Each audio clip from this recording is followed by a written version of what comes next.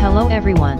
In this video I will tell you how to annoy your friends during COVID-19. Before starting I want to quote a line here that keep annoying your friends before you start missing them.